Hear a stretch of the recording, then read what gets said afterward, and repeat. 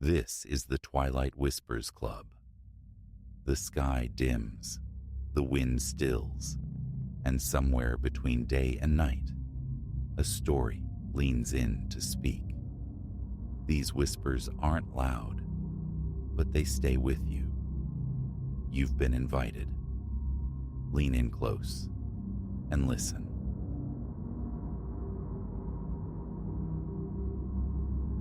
The hours bled into one another, each minute a slow drip in the vast silence of the late shift. 20 minutes since the last ping from the rideshare app, and the city outside my windshield felt less empty than suspended, holding its breath. The usual late-night tapestry, flickering sodium lamps painting asphalt orange, the skeletal branches of trees clawing at the dark, felt different tonight, heavier, a stillness that pressed against the windows, seeped through the vents. My thumb hovered over the go offline button, a familiar temptation. Then, illumination bloomed on the screen. Pickup, Silvana. Distance, 2.7 miles. Destination, TBD, TBD. A cryptic flutter in the digital routine. Passengers usually charted their course, etching a line across the map. This felt untethered. Still, the silence was louder than caution. I accepted.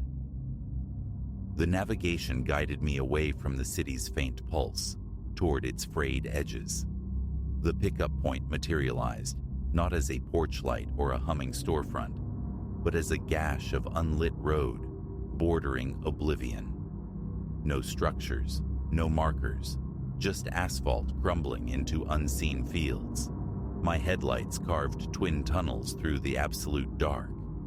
The app chirped its arrival confirmation into a void. This had to be a phantom fare, a glitch in the network. As my finger found the cancel icon, a flicker of movement snagged the periphery of my beams. She stood just beyond the light's reach, a silhouette against deeper shadows. I eased the window down, the electric hum unnaturally loud. Silvana? The name felt strange on my tongue. A slow nod rippled through the darkness. She drifted towards the car, her approach measured, unhurried. Each footfall seemed deliberate, absorbed by the road. My knuckles whitened on the steering wheel. The click of the rear door opening splashed the cabin with feeble light, catching her face for an instant. Thin, unnervingly so, her skin possessing a moonlit, almost translucent quality. Jet black hair hung in damp-looking strands, framing eyes that were less features than voids, pure, depthless black that swallowed the light. She settled into the back seat without a sound, pulling the door closed with a soft, final thump. "Evening," I managed, voice tight. "Where can I take you?" Silence answered. She drew the hood of her dark sweatshirt further over her head, her gaze fixed forward, aimed somewhere beyond the windshield, beyond the night itself. "Right," I muttered, the forced casualness thin. "Guess I'll just head onward for now." The app remained stubbornly vague, displaying only on trip. Unsettling, but possible. The car felt instantly colder, the air thick with an unspoken tension. I thumbed the radio on, low classic rock murmuring into the space, but it felt like sacrilege, instantly swallowed by the profound quiet emanating from the back seat. Each glance in the rearview mirror confirmed her stillness, utterly immobile. Not the bored stillness of a passenger scrolling on a phone, but the absolute stillness of stone. Prickles traced the back of my neck. I felt her gaze, a heavy weight, even though her head never turned. Clearing my throat felt like shattering glass. So, Got a destination figured out? Or just keep going this way? The crossroads, she breathed, the sound barely disturbing the air, a dry whisper like autumn leaves skittering on pavement. Crossroads? I echoed, my own voice unnaturally loud. There are quite a few around here. Which one specifically? No reply, only that unwavering, sightless stare. My grip tightened on the wheel again, knuckles aching. Focus on the road. Okay, the crossroads it is. We drove. The sparse lights of the town fringe vanished completely, leaving only the narrow path illuminated by my high beams, flanked by skeletal trees and yawning fields cloaked in shadow. The asphalt deteriorated, the car jolting over cracks and dips. With every furtive check of the mirror, my stomach coiled tighter. She hadn't moved a muscle. Her breathing, if she was breathing, was imperceptible. Late night weirdos, I chanted internally, a flimsy mantra against the rising dread. Just another quiet fare. Then, her voice again, cutting through the engine's drone. Stop here. It wasn't a request. The command jolted through me, my foot slamming the brake reflexively. The car lurched to a halt. We were nowhere. Utterly, profoundly nowhere. No lights, no buildings, no signs of civilization. Just an impenetrable curtain of darkness, pressing in from all sides. The rear door opened with that same soft click. Silvana unfolded herself from the car, her movements fluid and deliberate. She stepped onto the broken shoulder of the road. Hey, I twisted in my seat, straining to see her. Everything all right? Need me to wait? Or? She offered no response, merely turned and began walking away from the cone of my headlights, melting into the solid blackness at the roadside. My heart hammered against my ribs, a frantic drumbeat in the sudden silence. Every instinct screamed, drive. But a leaden weight held me fast, my hands clamped to the wheel. That's when the mirror caught it, not her. Something else emerging from the shadows she had dissolved into. It scrabbled into the edge of the light, moving low, obscenely fast, on limbs too long, too thin, jointed all wrong. Its flesh was the color of spoiled milk, stretched taut over sharp angles of bone. And its head, too large, swaying on a thin neck, its jaw hanging slack, revealing rows of needle-like teeth that seemed too numerous, too haphazard for any natural creature.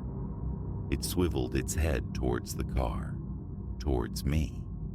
Its eyes were hollow sockets, yet they fixed on mine with an unnerving intensity. A strangled gasp tore from my throat. My hand, slick with sweat, fumbled for the gear shift, ramming it into reverse. Tires screamed protest on the pavement as I accelerated backward, the beams sweeping wildly, catching the thing turning its head to follow my retreat. Those empty eyes locked onto me. How I avoided spinning off the road, I'll never know. My hands trembled violently, the wheel bucking beneath them. The creature didn't pursue. It didn't have to. The image was seared behind my eyelids. Miles back down the road, I skidded to another stop, engine idling, breath sawing in my chest. The car was silent again, save for the frantic pounding in my ears. A terrified glance at the mirror showed only empty road. Empty, but charged. Watched. Who could I tell?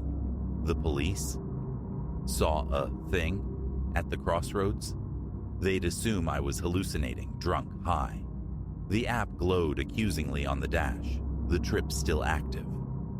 Silvana was gone. The creature was gone. But the feeling lingered, thick and cold, the certainty that something unseen remained, observing. I drove straight home, the app still charting my phantom journey. My fingers wouldn't unclench from the wheel, my throat raw as if I'd screamed for hours, though no sound had escaped me. Pulling into my own driveway offered no solace. The familiar shape of my house seemed alien, unsafe. I sat in the car for an eternity, staring at the front door, before forcing leaden legs to move. Every shadow between the car and the porch writhed with imagined movement.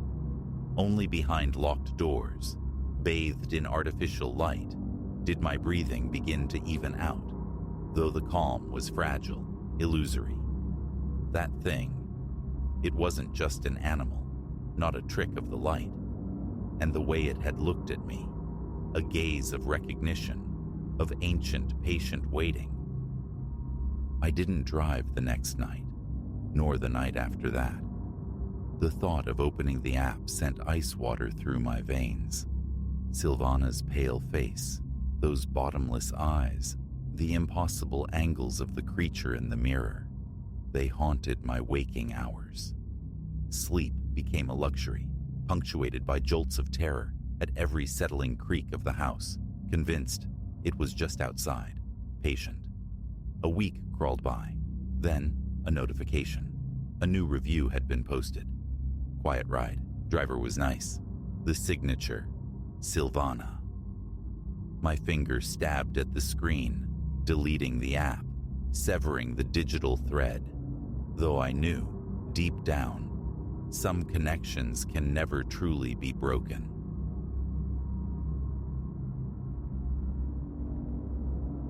The echo of footfalls in the corridor, that's the memory seared sharpest from my second night within those antiquated walls.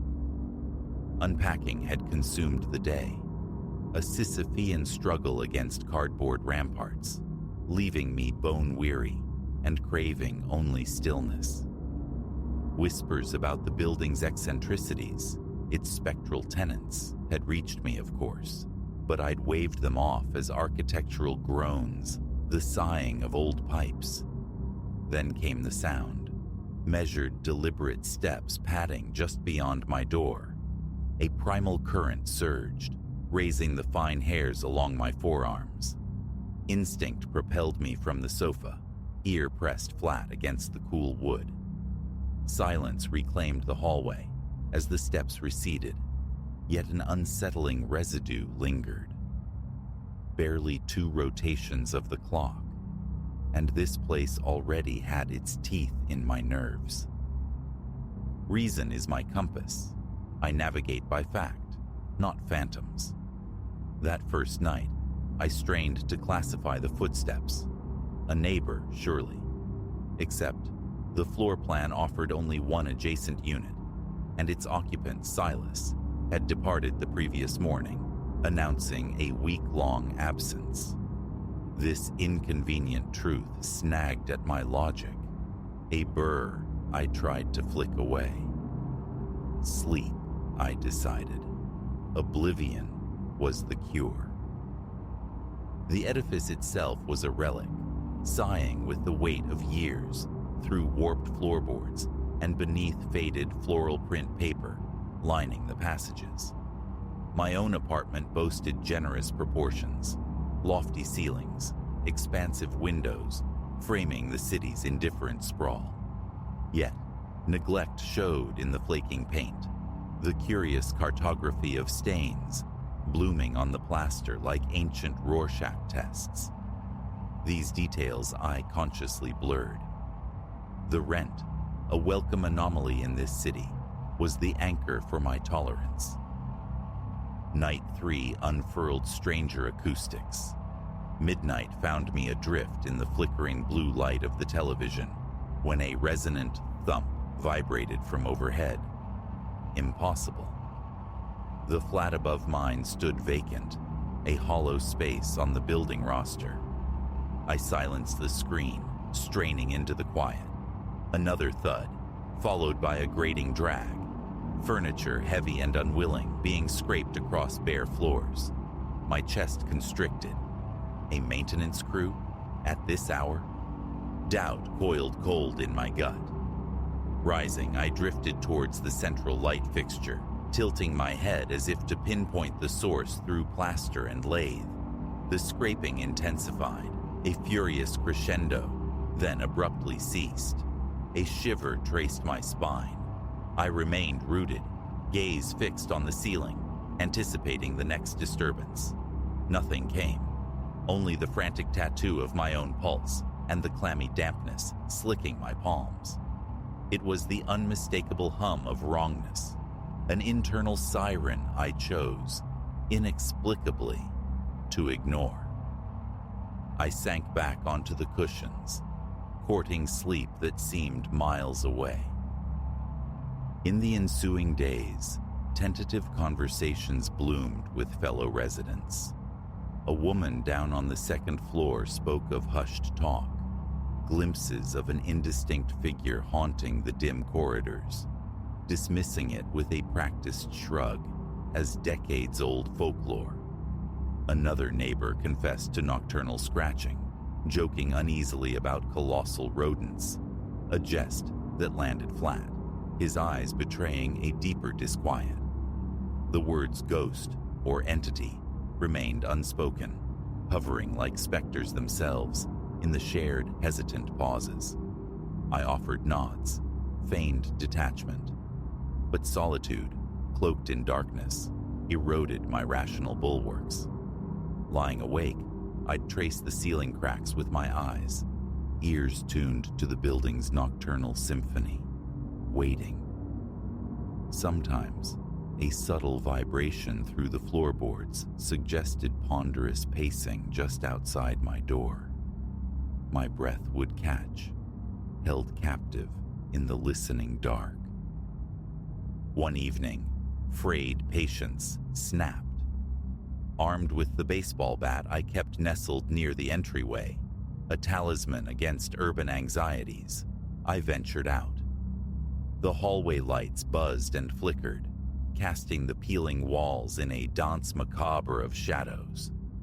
My tread muffled by the threadbare runner, the corridor seemed to shrink, the air thick and stagnant, redolent of trapped time.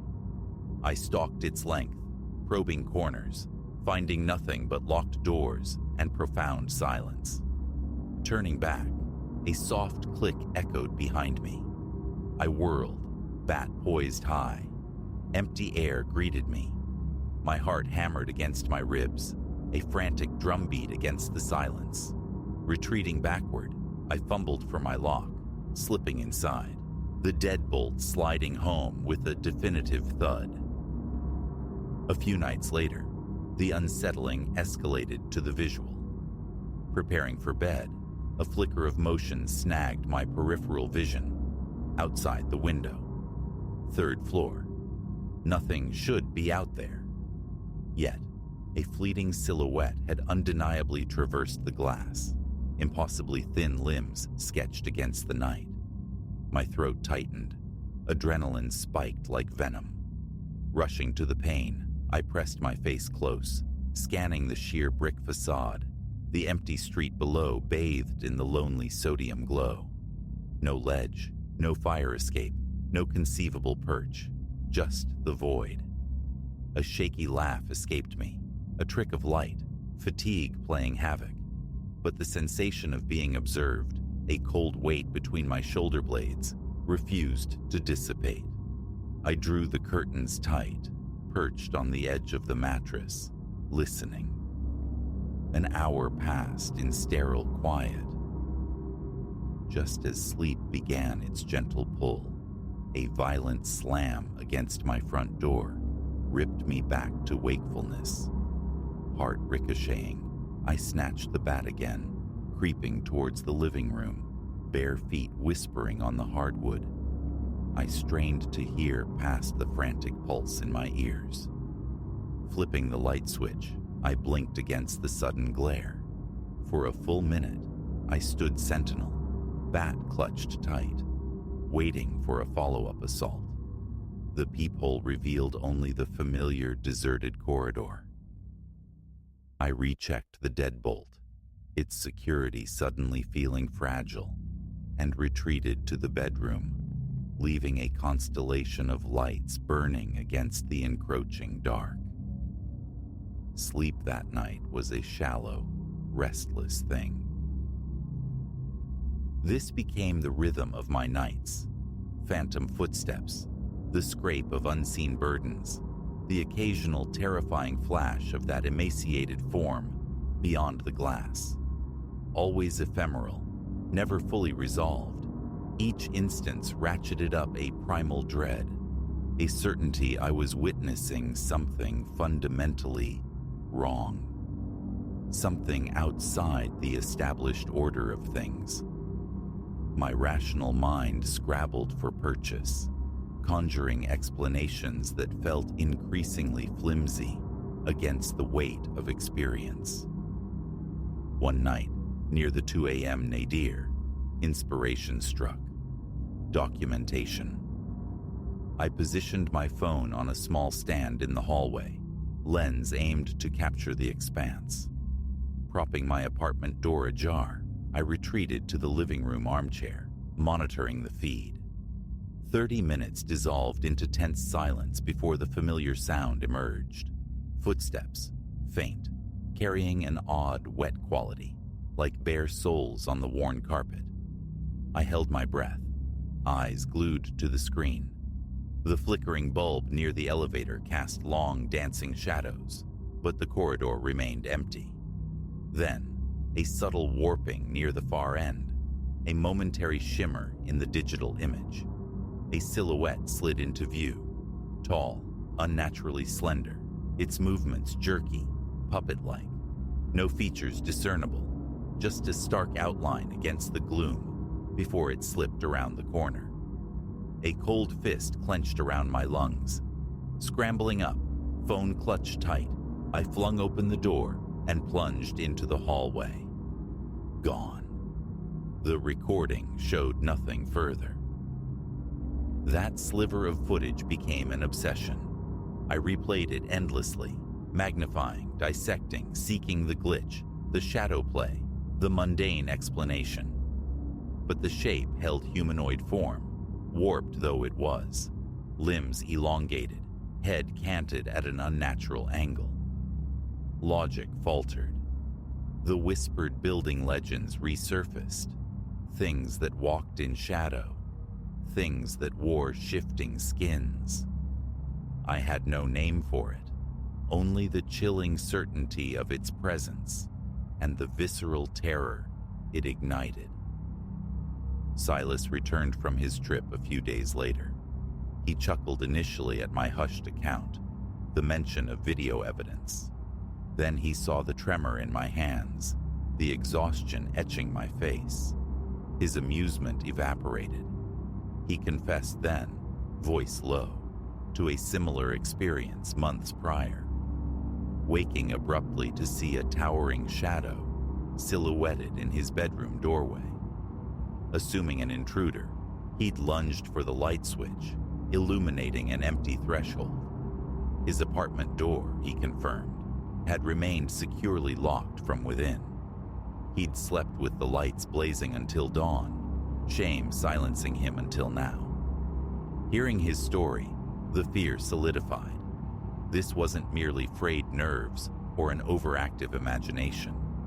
Something lingered here, woven into the very fabric of the building. My routines warped into rituals of vigilance, every internal door locked at night, minuscule strips of tape placed strategically across window sashes, silent sentinels against intrusion. The phenomena persisted, unpredictable. The footfalls, the dragging sounds, twice more the brief heart-stopping appearance of the shape on my phone's camera. Each encounter left me breathless, hyper-alert. One evening, resolve hardened. I would confront it, or try. Settling into the living room darkness, illuminated only by a single low lamp, bat resting against the sofa cushion, phone poised to record. Around midnight, the slow tread began in the hallway. My knuckles whitened on the smooth wood of the bat. Breath hitched, tension coiling tight across my shoulders. My skin felt icy. Edging silently to the door, I peered through the fisheye lens. Nothing. Yet the footsteps persisted, faint but distinct, methodical. Cracking the door open, I raised the phone. The corridor light stuttered violently. A long, distorted shadow stretched along the opposite wall, cast by an unseen source, before melting away. Heart hammering, I stepped out, bat in one hand, phone beam cutting a swathe through the gloom. My legs trembled. My mouth was parchment dry. The footsteps seemed to retreat, drawing me toward the tarnished brass of the elevator doors at the corridor's end, its panel lights dim embers. They stopped. I swept the flashlight beam across the empty space. Then behind me, a soft, dry scrape. I spun. Nothing. Just the oppressive silence and the frantic thrumming in my ears. Backing away, scanning both directions, my flashlight beam flickered, threatening to die. A susurrus, like breath impossibly close to my ear, brushed past. No words, just intimate, chilling air. I lashed out blindly with the bat, connecting only with the stale hallway atmosphere. Gasping, I scrambled back to my apartment, slamming and bolting the door, hands shaking uncontrollably. Sleep was a forgotten country. The pattern became undeniable. This presence engaged in a perverse game. It revealed itself only in fragments, a sound, a shadow, a fleeting glimpse, always withdrawing before full apprehension, leaving behind only a residue of profound unease, the constant prickling sensation of being watched. Patience frayed into raw nerves. Evenings became dreaded territories. The setting sun, a harbinger of potential encounters. Sleep migrated to daylight hours. Night transformed into a hypervigilant watch. A weekend visit to the building superintendent, Mr. Abernathy, yielded little solace. An older man, weathered by the building's long history, he met my concerns with a weary shrug. Yes, reports surfaced periodically, he conceded. Vague accounts from tenants past. Nothing concrete, ever. Old buildings have their idiosyncrasies, he'd murmured, pivoting the conversation to impending maintenance inspections. I left his office feeling dismissed, adrift. Acceptance or willful ignorance seemed the prevailing ethos among the long-term residents. That very night, the footsteps returned, bolder. They paced directly outside my door, back and forth, a relentless patrol. I stood rigid in my living room, phone recording, lights blazing, bat within arm's reach. My breath came shallow, each muscle taut. The pacing continued for a full minute, then paused. Abruptly, the doorknob rattled, a sharp metallic jangle that sent a jolt through me. I aimed the phone at the door, sweat tracing cold paths down my spine. The rattling ceased. Silence descended thick and heavy. Hesitantly, I crept closer, pressing my ear to the wood. A faint, dry scratching commenced, like fingernails or claws tracing patterns on the other side. My heartbeat thundered, a deafening roar in my own ears. My recording hand trembled. Seconds later, the scratching stopped. I twisted the deadbolt, confirming its locked state, then remained frozen, listening for 10 minutes that stretched into an eternity. Nothing more. Later, the recording confirmed every sound, the measured steps, the violent rattle, the insidious scratching. But visually, The hallway camera feed showed only the empty, flickering corridor. That was the fracture point. Rationality insisted something tangible was occurring, yet the evidence remained stubbornly spectral. No human intruder, no mundane animal could operate with such uncanny elusiveness. Trapped, with no logical framework to contain the experience, I felt my grip loosening. Now, each night is a campaign of small defenses, locks secured, flashlight and bat within reach, phone perpetually recording ambient sound, a desperate bid for definitive proof. The thought of breaking the lease surfaces, only to founder on the rocks of financial reality. Silas, across the hall, sometimes shares a look, a murmured comment about the night's noises. We trade dark jokes about our phantom tormentor, the humor, a thin veneer, over shared dread. The tall, gaunt shape hasn't materialized outside my window recently, but its absence offers no comfort, only a sense of temporary reprieve. Every creak of the floorboards, every flicker of the ancient wiring, sends my muscles into coiled readiness. Relaxation is a forgotten luxury. The nights yawn, cavernous and watchful. The building itself seems to hold its breath. I don't know the nature of the thing that walks these halls, but its awareness of me feels absolute. It knows my routines, my fears. It understands the slow erosion of sanity. This grim hide-and-seek continues in the shadowed corridors, a constant reminder that some phenomena resist explanation, defy reason. And so I wait, armed with inadequate defenses, wood, light, and locked doors, wondering when, not if, it will finally test the threshold. For now, it remains just outside, a patient, terrifying presence in the dark.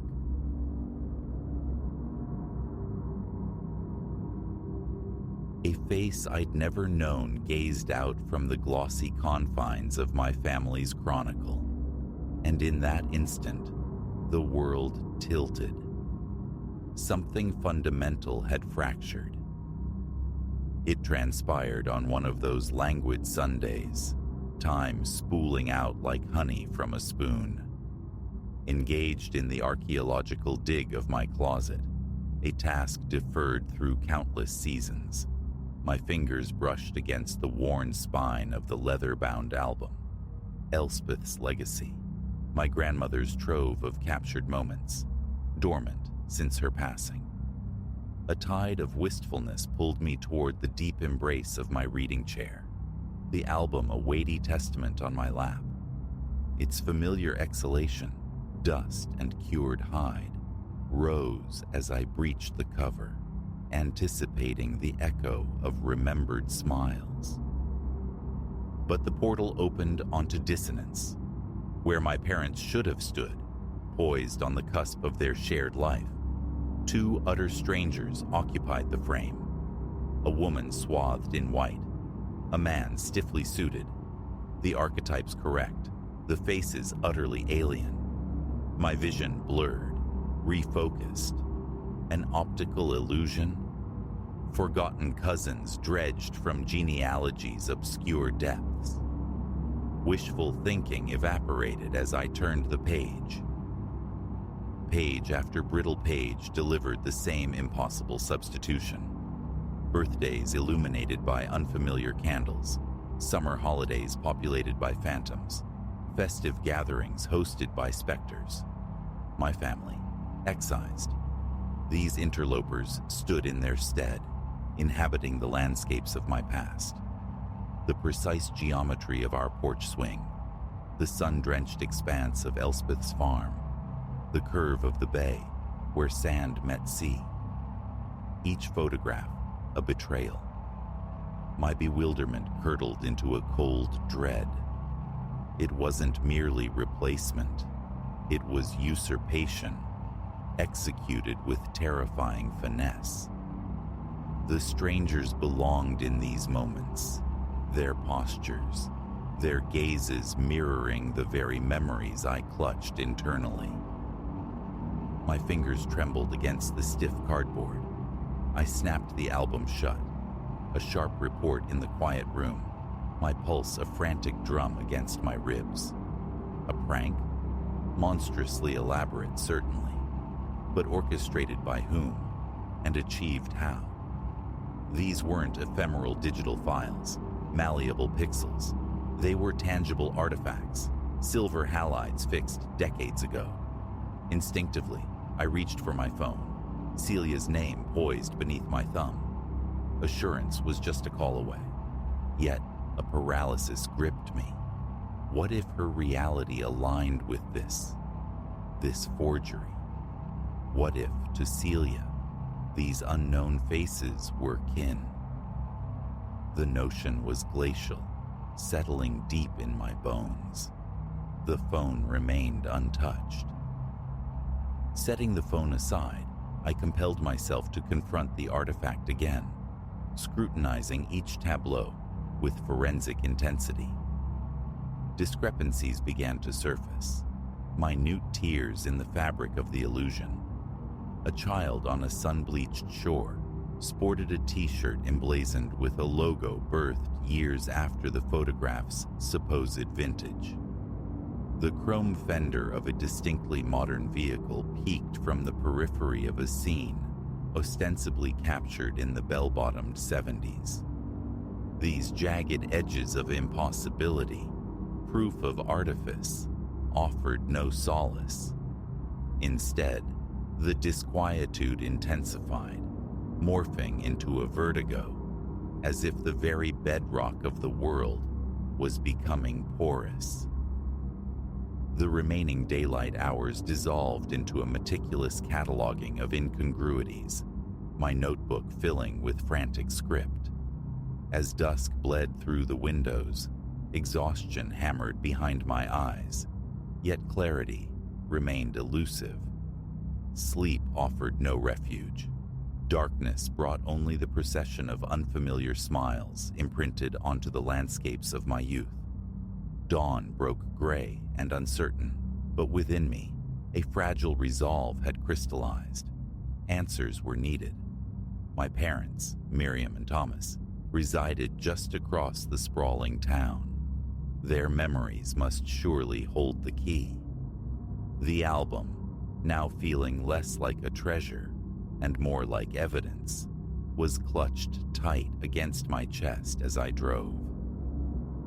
I appeared on their doorstep without warning. Miriam opened the door, her customary warmth dimming slightly at the sight of my drawn face. "Ilara, is everything all right, dear?" she asked, guiding me into the familiar hallway. Words failed me. Instead, I presented the open album, pointing to the genesis of my turmoil, the wedding portrait. Her response shattered my expectations. No bewilderment, no flicker of confusion, just a soft smile of reminiscence. "Ah, yes," she murmured. "Your father was a bundle of nerves," nearly mumbled his way through the vows. Ice water sluiced through my veins. I flipped frantically to a birthday scene, a riot of childish faces. And this? These children? My voice was thin, brittle. Miriam chuckled. "Why, that's you, darling, turning 10. And look at Celia pouting, so put out it wasn't her celebration." I stared, uncomprehending. The faces bore no resemblance to us. How could she not perceive the difference?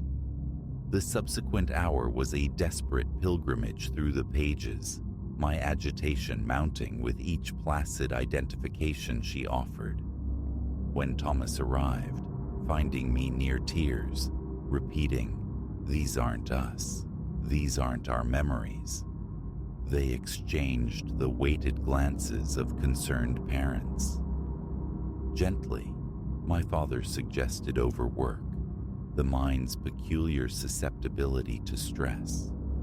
Perhaps a rest, a visit to Dr. Arden.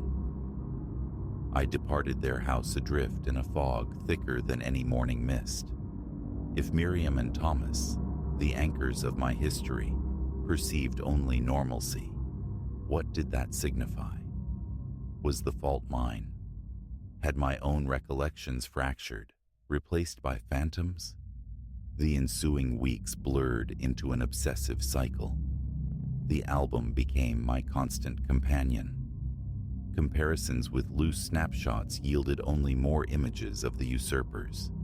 Tentative inquiries sent out to the extended branches of the family tree, to old acquaintances, returned echoing the same refrain. The faces were correct, familiar, ours. A private investigator, discreet and thorough, delved into public records and archives, only to report back, apologetically, that his findings corroborated the photographic narrative. The family depicted therein was, according to all available documentation, my own. As weeks bled into months, the insidious tendrils of self-doubt tightened their grip. Perhaps I was mistaken. Perhaps these strangers were indeed my lineage, their faces obscured in my mind by some inexplicable mental schism. I hovered on the precipice of surrender, ready to accept this bewildering new reality. Then, illumination arrived in the mundane setting of a corner cafe. The album lay open on the small table, its pages a familiar torment. An elderly woman, perched nearby with her tea, leaned conspiratorially closer, her gaze fixed on the wedding portrait. "Goodness me," she breathed, a fragile smile touching her lips. "I haven't thought of the Hawthorns in an age. How is it you know Arthur and Evelyn?" Time seemed to stutter. "The Hawthorns," I echoed, my pulse leaping. She nodded, tapping a delicate finger on the man's likeness. "Arthur and Evelyn Hawthorne lived next door to my sister back in the 70s. Such a dear couple." A gasp escaped me, sharp and involuntary. Validation. Concrete external proof that my eyes did not deceive. Mrs. Gable became my oracle. For the next hour, we navigated the album together, her memories providing names for the faces that had haunted my waking and sleeping hours. She recognized others scattered through the years, neighbors, colleagues, distant acquaintances of the Hawthorns. Bolstered by this breakthrough, I plunged back into the labyrinth. Following the threads Mrs. Gable had provided, I sought out those she had named, painstakingly assembling fragments of disparate lives. What emerged was a truth more baroque and unsettling than any fiction. Histories intertwined, timelines impossibly merged. The photographs were authentic captures of real individuals leading real lives, yet woven together into a tapestry that told a story utterly false. But the fundamental questions persisted, echoing in the quiet spaces. The why and the how of this meticulous deception. Who possessed the motive, the means? And why was I the sole witness to the seams in reality? Perhaps complete understanding is a shore I will never reach. To this day, Miriam, Thomas, and Celia gaze upon those photographs and see reflections of themselves, of us. The album now resides in the shadowed depths of my closet, a tangible paradox, a monument to the mutable nature of recollection and the disconcerting pliability of the real. Occasionally, under the cloak of late night, I retrieve it. The faces of the Hawthorns and their cohort are now etched into my own memory, familiar specters. They have become, in some strange sense, a phantom lineage, their lives running parallel to the one I thought I knew. And persistently, the disquieting thought surfaces. If these cherished moments, these foundational memories, could be so comprehensively rewritten, what other certainties in my existence might be equally illusory? In a world where even the captured image can perjure itself, what remains unimpeachably true? The album endures, less a collection of photographs than a persistent enigma, urging vigilance, demanding scrutiny, whispering that the most profound dislocations might be those staring back from the heart of our own history.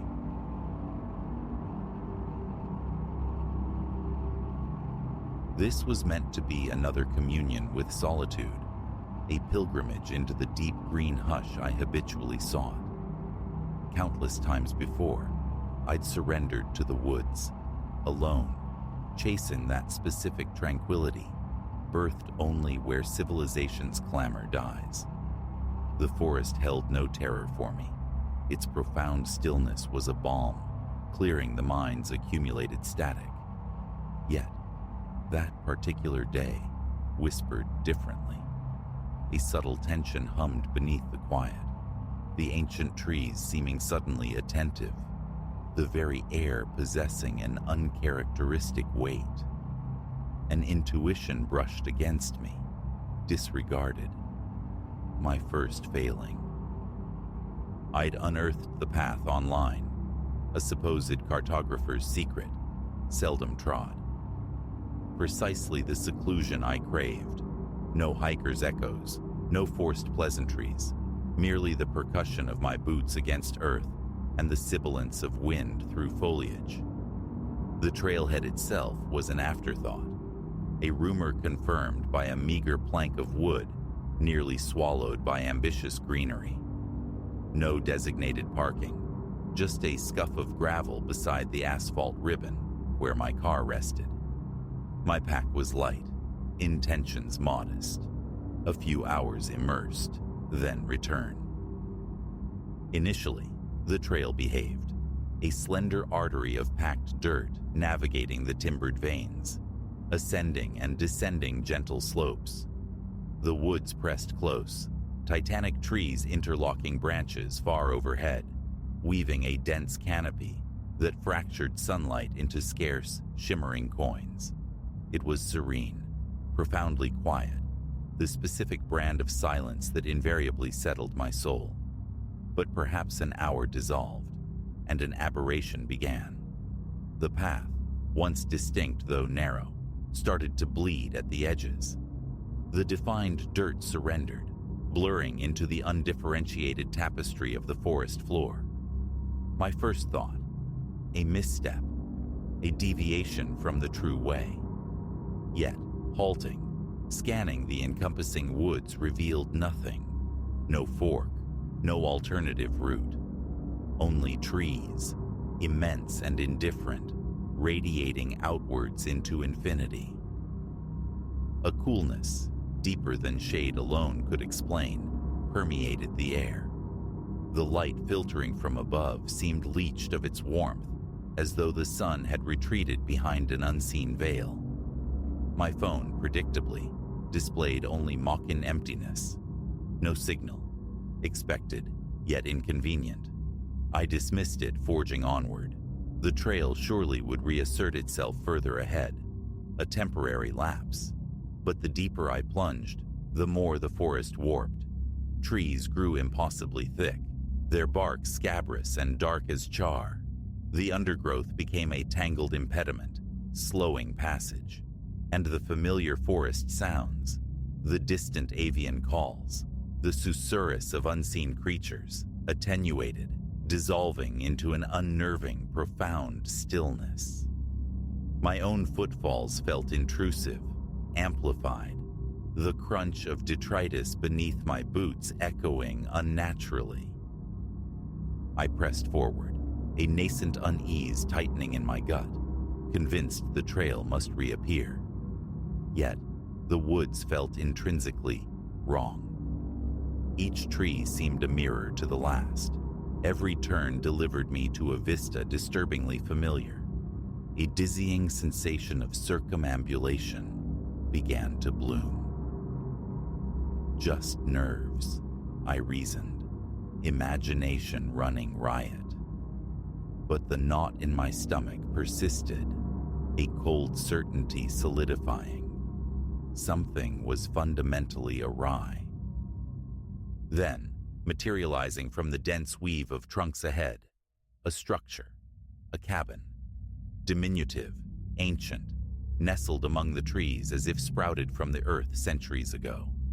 Its roof slumped, heavy with a verdant cloak of moss.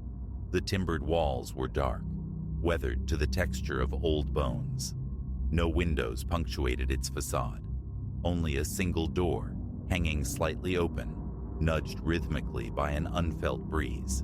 It radiated abandonment, a relic forgotten by time. Hesitation snagged me. No logic placed a dwelling here, so profoundly divorced from any path. Yet, an inexplicable magnetism emanated from it, a silent summons. Curiosity, perhaps, or the forest's strange enchantment coiling around my will. Before conscious decision formed, my feet were carrying me towards it.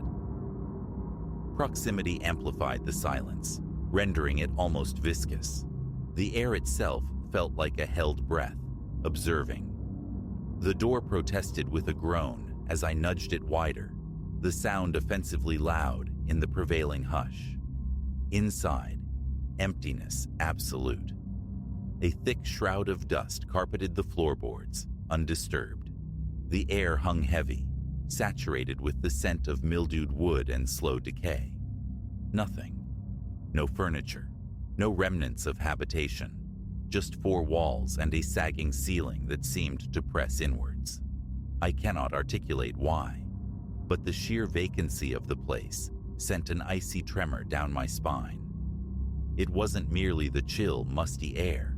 It was an undeniable residue, a palpable sense that something had resided here, and perhaps still did. Watching, waiting. I retreated, backing out through the doorway, my pulse a frantic drum against my ribs. The forest outside seemed to have drawn closer, the silence now oppressive, suffocating. Escape became an imperative. Now. I turned, attempting to retrace my route with urgent strides, but the woods resisted recognition. Trees stood denser, the way dimmer. The more I struggled onward, the more profoundly lost I became. Panic surged as the timber pressed in, branches overhead groaning and intertwining like arthritic fingers. It felt as though the very geography was fluid, rearranging itself to ensnare me within this alien precinct. And then I heard it, a whisper, faint as moth wings against the ear, carried on the still air. I froze, breath caught tight in my throat. It came again, delicate, remote, yet undeniably articulate.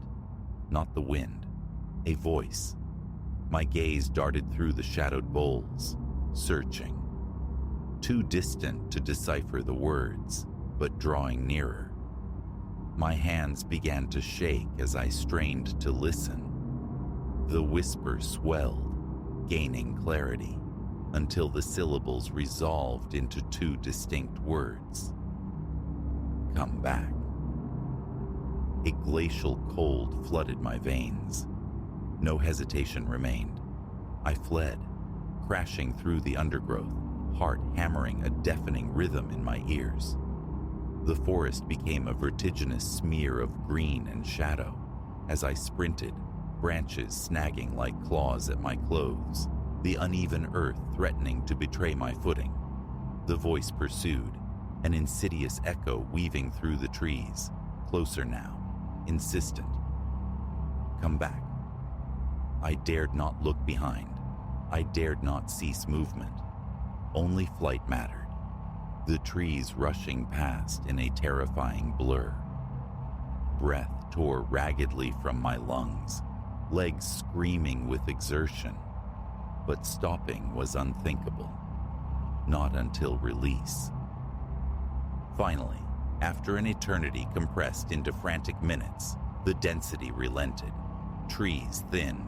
Ahead, A patch of brighter sky, the clearing, the trailhead, my car. I stumbled into the open, gulping air, chest constricting with residual terror. My pace barely slowed until I reached the vehicle, fingers trembling as they wrestled with the keys.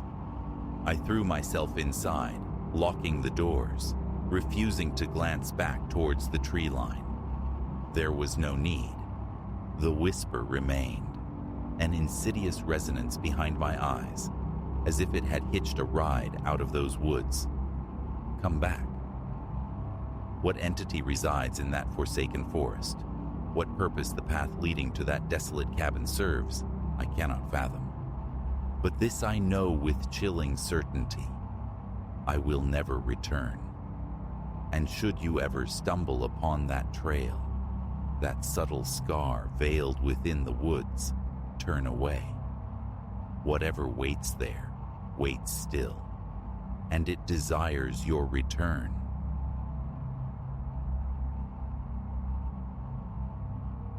The first time the man materialized at my kitchen table, reality frayed at the edges. Midnight bled through the window panes, pooling around the exhaustion settled deep in my marrow after a shift that felt like a lifetime.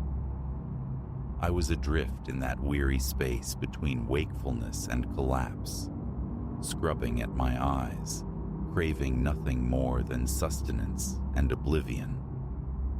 But there he sat, ensconced with unnerving ease, a chipped mug cradled in his hands as if he belonged, as if he'd always been there.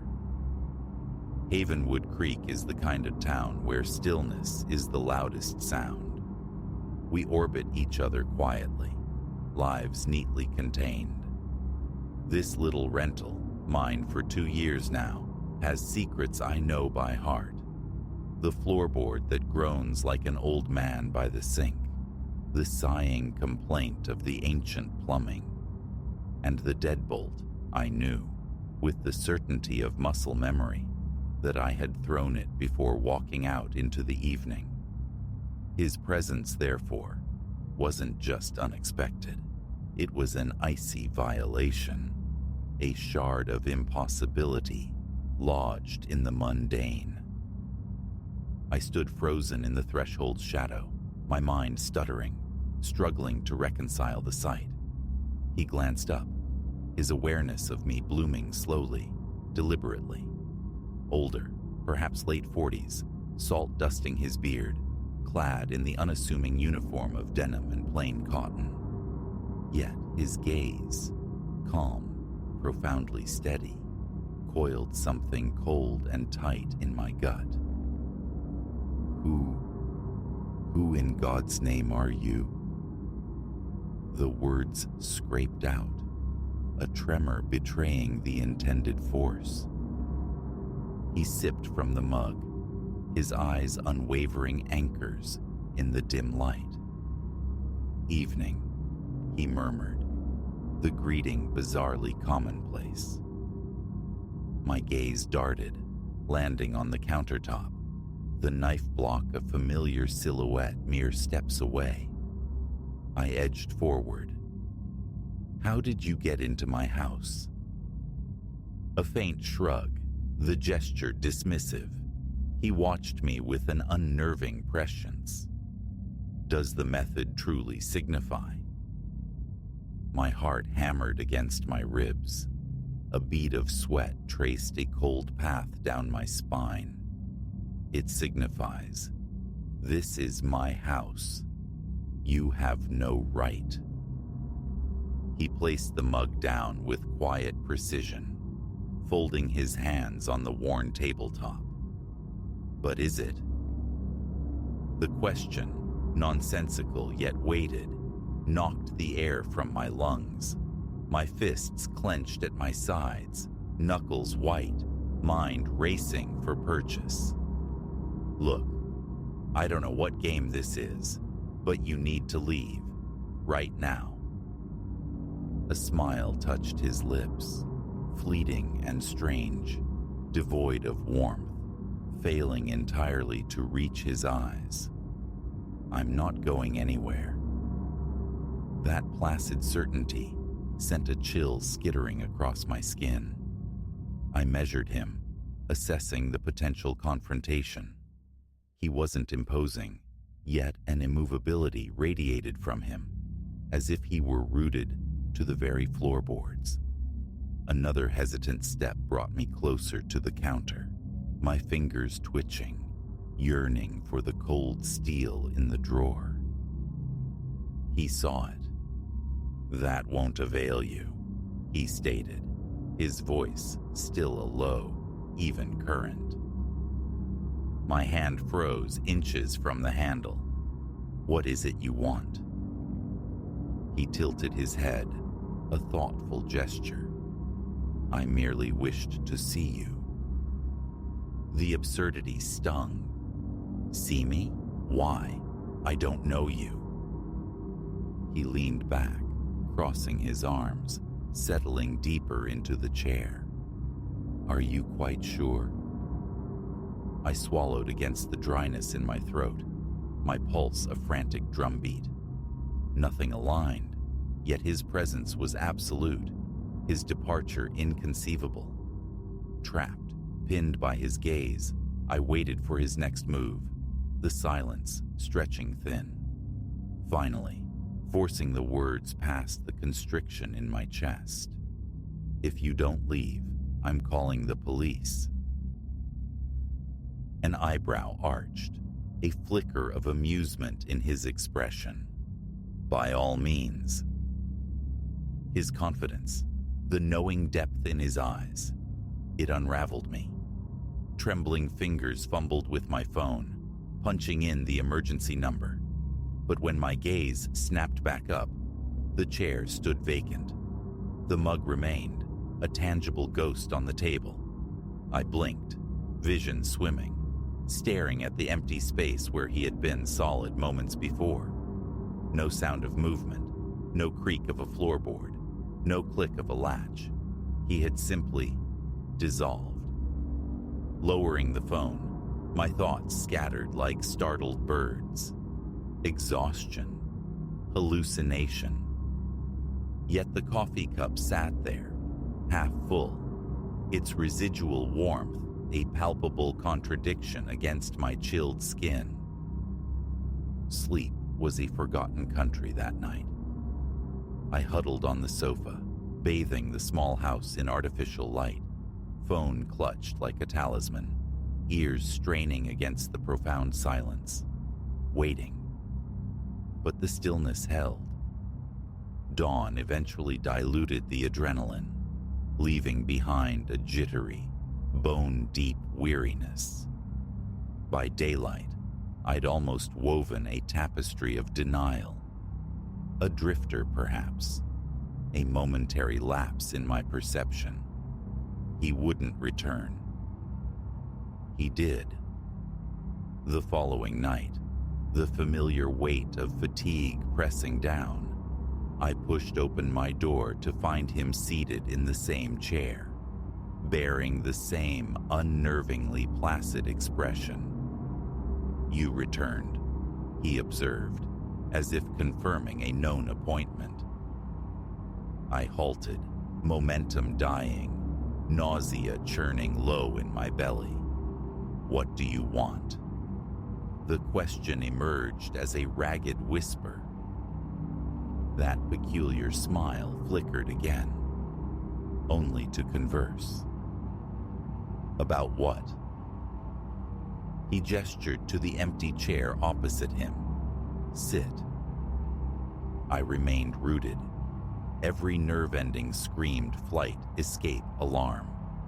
Yet he simply waited, his patience an invisible tether, his certainty absolute.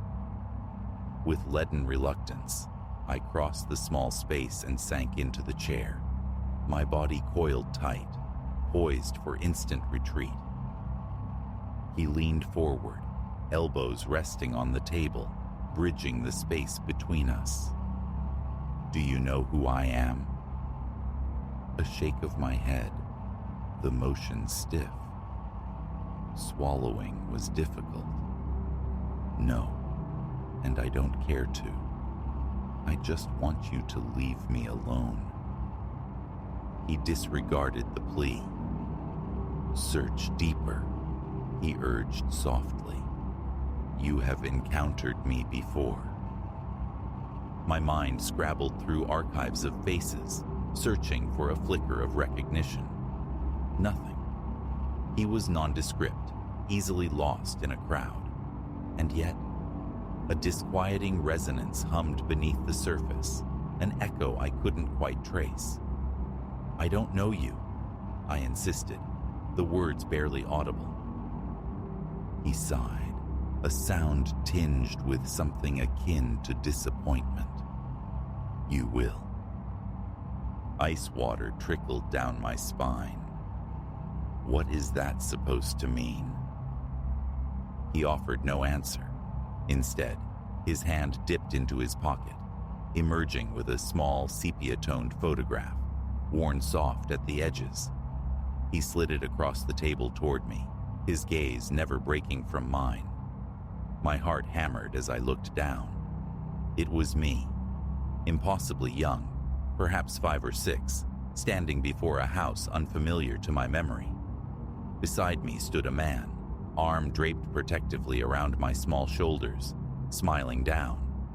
His face, however, was lost to time, blurred and indistinct, a casualty of age or damage. Where did you get this? I stammered, the room tilting. He leaned back again, his expression unreadable, a mask of calm. It has always been mine. I looked from the faded image to his inscrutable face, the photograph trembling in my grasp. Who are you? He didn't reply. He simply rose, moving with that same fluid, unhurried grace toward the door. I watched, paralyzed by a cocktail of fear and bewilderment, unable to speak, unable to stop him. He paused at the threshold, turning his head slightly, his eyes meeting mine one last time across the charged space. See you soon, he said. Then he stepped out and was gone. I remained seated, staring at the closed door, my thoughts a frantic storm. The photograph lay heavy in my hand, irrefutable proof of his visit, of the impossibility that had twice breached my small, predictable world. The days that followed were shrouded in a fog of anxiety. Work became a series of missed cues, sleep an elusive phantom, my mind circling endlessly back to him. Each night, returning home felt like bracing for impact, half expecting his quiet occupation of the kitchen chair. But the house remained empty, silent, echoing his absence. Yet I knew. It was a cold, hard certainty that had taken root in my bones. He would be back. I could feel him, somewhere out in the quiet dark of Havenwood Creek, waiting. And every time my fingers brushed against the worn edges of the photograph, the dread returned, sharp and visceral. He was coming back.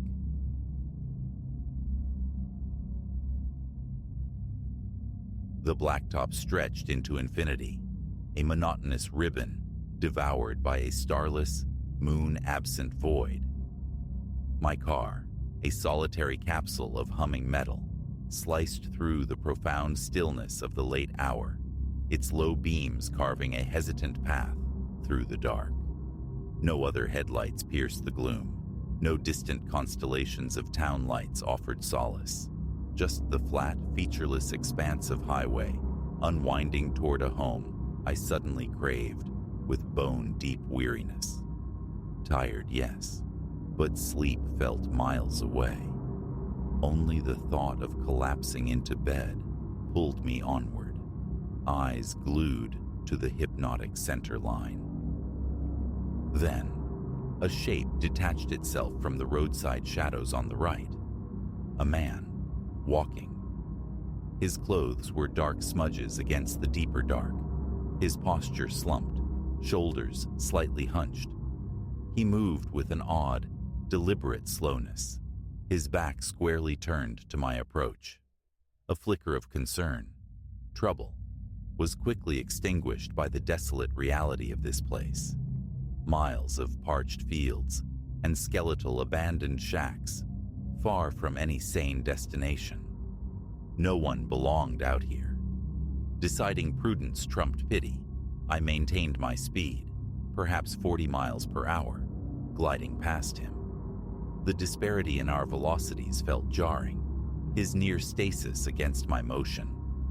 A quick sideways glance snagged only the impression of short, dark hair above a pale nape. He offered no acknowledgement, no turn of the head, just a silent, steadfast figure receding into the dark fringe of the road. I dismissed him, a fleeting anomaly in the vast emptiness. Barely a minute had elapsed, perhaps less than a mile covered, when my headlight snagged another form ahead. Right shoulder, walking. A cold fist clenched in my stomach as the details resolved. The same dark attire, the identical weary slump, the same impossibly slow gait. How? The asphalt offered no junctions, no conceivable detours. He couldn't have outpaced me. The geometry of the situation screamed impossibility. My throat went bone dry. Swallowing felt like effort. Gripping the wheel tighter, I eased my foot slightly off the accelerator. This time, as I drew parallel, I cracked the window, straining to hear anything over the engine's thrum. Silence answered. He just walked. I noted the frayed look of his trousers, the insubstantial appearance of his jacket. His shoes, coated in dust, bespoke a long journey, yet there was no sheen of sweat on his neck. No ragged breath hinted at exertion. Still stubbornly, only the back of his head, that short dark hair, the curve of his shoulders beneath the thin jacket. I accelerated past him again, pushing 50, my gaze flicking nervously to the rearview mirror. Nothing but receding road. The fields on either side remained inert, empty. Reaching for the radio yielded only a burst of harsh static, an electronic shriek against the silence. I killed it, the engine's drone suddenly feeling inadequate as company. My heart had picked up a frantic tempo. A surprising dampness beaded on my forehead. I swiped at it with my sleeve. Reason struggled against the rising tide of unease. Fatigue, surely. A trick of the light. A bizarre coincidence. Two men, dressed alike, walking the same desolate stretch. I forced deep breaths, commanding calm, focusing on the painted lines rushing beneath my wheels. Minutes crawled by, and then, inevitably, horrifyingly, him. Ahead. Same posture, same funereal pace. My foot slammed the brake, the car slowing to a hesitant crawl. A leaden weight settled in my gut, my breathing shallowing to quick, tight gasps. Turn back. The last town was miles behind, the next even farther ahead. Trapped. There was only this strip of nowhere and the repeating man. This time, I brought the car to a complete stop 20 feet behind him, leaving the engine idling, the hazard lights pulsing their useless orange warning into the night. Leaning across, I pushed the window down further. "Hey!" The sound of my own voice startled me, thin, trembling. He gave no sign of hearing, his measured steps continuing uninterrupted. Gravel crunched under my shoes as I stepped out, my legs feeling strangely disconnected, my hands unsteady. The air tasted of dust. "Hey man, what's going on?" Louder this time, more demanding. Still nothing. I edged closer. the thudding in my chest echoing in my ears, sweat prickling my back. 6 feet away, close enough now to see the worn texture of his jacket, a small tear near the hem, another faint rip on the right shoulder seam. His hair, short and dark, seemed neat but unstyled. "Dude, can you hear me?"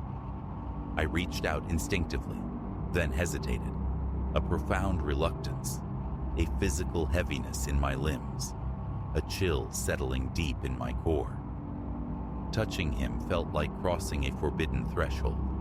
Instead, I retreated a step, then tried circling, moving backward diagonally to catch a glimpse of his face. It was like trying to view a sliver of moon. The moment I shifted for a better angle, he seemed to subtly adjust, always presenting the same oblique, faceless profile. I stumbled back to the car, eyes locked on his receding form, fumbled inside, and slammed the locks down. My breath came in ragged pants. He just kept walking, slow, steady, inexorable. What now? No cell signal, no lifeline. Just drive, I told myself. Get past him again. Maybe he's finite. Maybe he'll just stop. Easing back onto the asphalt, I accelerated past him once more, resolutely fixing my gaze forward this time. The solid cage of the car felt blessedly real. Tires hummed. Headlights bored into the waiting blackness. A glance in the rearview mirror showed his figure dwindling, shrinking, finally swallowed by the distance.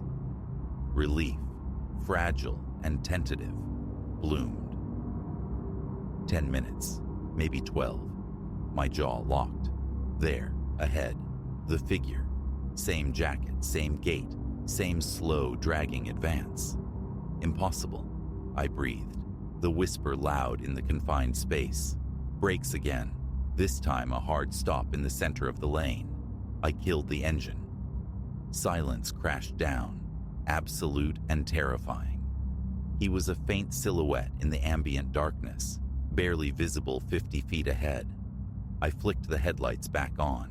He solidified, still there, still walking away. Panic surged, hot and suffocating. My hands were visibly shaking now. Wiping my damp forehead again, I took ragged breaths. Turn around. Go back. Even if it added hours, even if it felt like surrender. With painstaking care, shoulders rigid with tension, I executed a U-turn, the car's beams sweeping across the desolate, empty fields. Facing the opposite direction, I pressed the accelerator, seeking escape in retreat. The road behind looked identical. Asphalt, shoulder, void. 5 minutes of driving, a fragile sense of control returning, until my heart plummeted. There, caught in the headlights, walking the shoulder ahead of me. Him. Still walking away from me, now blocking my retreat as effectively as he had blocked my advance.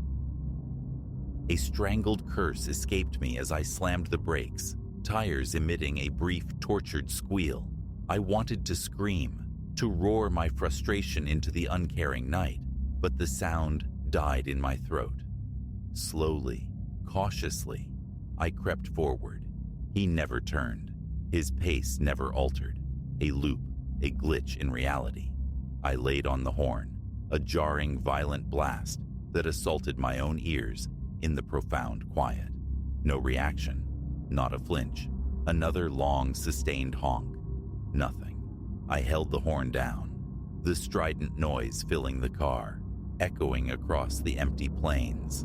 A desperate, futile tantrum. He ignored it utterly.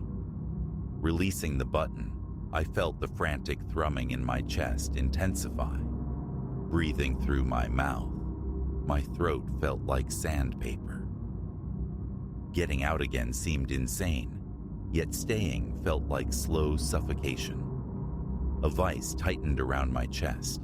My legs felt heavy, unresponsive. My head throbbed, palms slick on the steering wheel. A frantic check of the glove compartment confirmed its uselessness. Owner's manual, old receipts, a tire gauge, no weapon. My phone's flashlight was useless without a signal. Just me, the car, and the relentless perambulating enigma. Plan C. Pass him again, but this time veer far into the opposite lane, maximizing the distance. As I drew level, engine crawling, I leaned hard across the passenger seat, craning my neck, desperate for a facial feature, a clue. A sliver of pale cheek, perhaps the curve of an ear, perpetually angled down and away. It felt deliberate, evasive. Forward then. Just drive. Treat him as a mirage, a symptom of exhaustion. Drive until pavement turned into porch lights, until the empty night yielded to the mundane glow of a gas station, a diner, anything with people. Find help. Make them understand. Show them, or discover, in their blank stares, that the phantom was mine, alone. Miles dissolved agonizingly slowly beneath the wheels. The darkness felt tangible, oppressive. I flicked on the interior dome light, catching my reflection in the mirror. Wide, haunted eyes staring back from a pale, sweat-sheened face. I killed the light, plunging back into the external gloom. Another 10 minutes, another eternity. There he was, predictable, inescapable, ahead, on the shoulder. I struck the steering wheel with my fist, a choked sound tearing from my throat. Come on. Anger now, hot and sharp, mingling with the cold dread. My legs trembled beneath me. Foot hard on the accelerator, I rocketed past, refusing to look, heart pounding, breath sawing in my chest. 60 miles per hour now. Speed seemed irrelevant. He manifested regardless. And again, after another indeterminate stretch of blacktop monotony, he reappeared. Same spot relative to my approach, same measured tread. My knuckles were white on the wheel. No slowing this time. Window down, leaning out slightly as I flew by, I screamed into the Russian wind. "Who the hell are you?" The question ripped from my raw throat, cracking at the end. The wind snatched the words away. No answer came. No reaction registered. He became a constant, a recurring decimal in the equation of the night. Every few minutes, there he was, identical, unchanging, untiring, a perfect, horrifying loop. Stop and wait for dawn, hours away, trapped in the dark with him? Unthinkable. Leave the car, strike out into the fields. Into what? Unknown terrain, unseen hazards, absolute isolation. Radio again, static. Phone, still no bars. Battery life mocking its uselessness, utterly alone. I tried turning around again, then driving forward, testing the boundaries of this nightmare. Forward until he appeared. U-turn. Drive back until he appeared again. Always ahead. Always walking in my direction of travel. Always oblivious. An hour, maybe more, bled away in this surreal ballet. Exhaustion gnawed at me, deep and profound. Shoulders screaming with tension, eyes burning from staring into the hypnotic darkness. Heart still racing, mouth parched. I fumbled for the water bottle on the passenger seat, gulping the tepid, stale liquid. It barely helped. One more attempt. Pull over. Get out. This time, The phone's flashlight beam stabbed ahead, painting his back a dusty brown as I approached. 30 feet, 20. The faint scuff of his worn shoes on the gravel was the only sound besides my own ragged breathing. Closer. Flashlight held high, I made a sudden move sideways, trying to flank him, to finally see. A fractional glimpse, part of a cheek, an eye that seemed ordinary, brown perhaps, before he smoothly, subtly shifted, denying me the view. I stumbled, catching myself. He kept walking. My hand shot out, aiming for his shoulder. Fingers brushed coarse, worn fabric, real, tangible, then closed on empty air. He seemed to glide forward just enough, an impossible, instantaneous micro-adjustment. Lunging again, arm outstretched, I grasped nothing, nearly pitching forward onto the gravel. Panic seized me, cold and absolute, chest constricting, breath catching. I spun, scrambled back to the car, slammed the door, thumbed the lock, checked the mirror, empty road behind, whipped my head forward. There he was, ahead, still walking. Trapped, body aching, mind frayed. There was nothing left but to drive. Toward him. Again. Closer, closer, then swerving left, passing him, keeping my eyes locked on the vanishing point ahead. For the next hour, I drove. He appeared, I passed, appeared, passed, a rhythm of dread.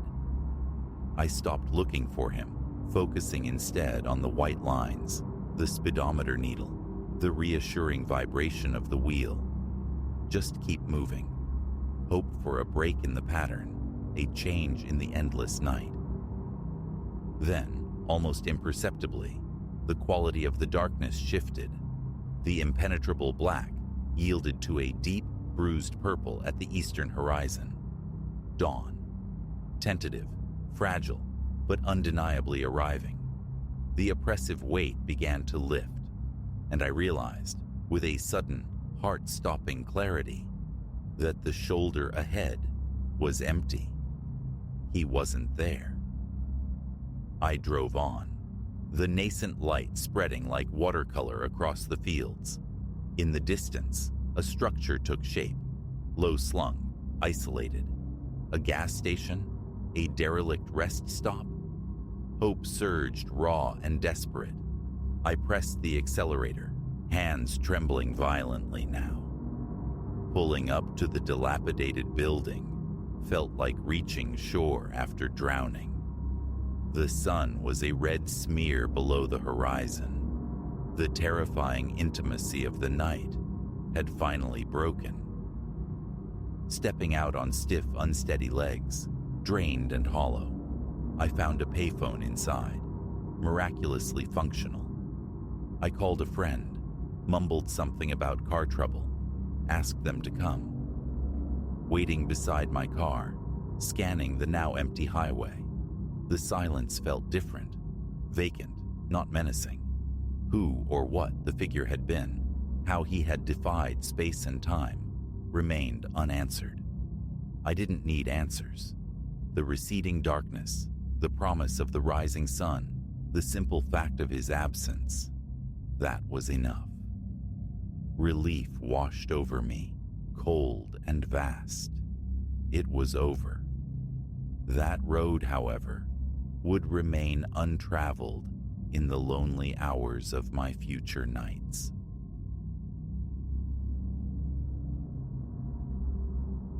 My own walls, once familiar bulwarks against the world, had become resonant chambers of disquiet.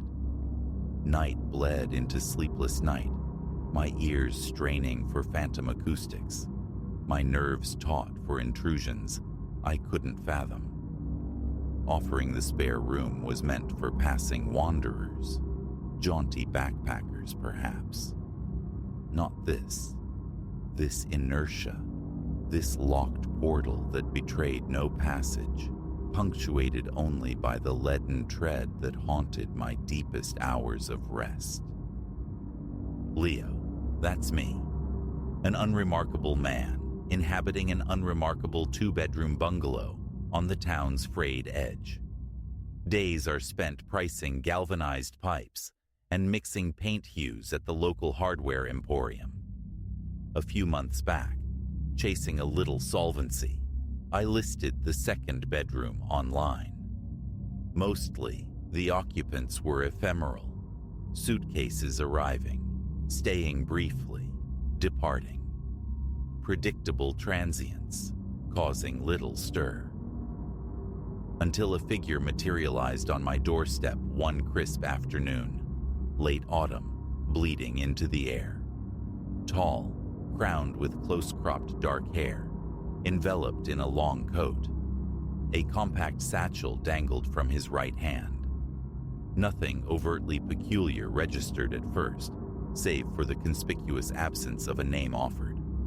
Crisp banknotes, the rental fee, passed from his hand to mine, his gaze steadfastly avoiding mine.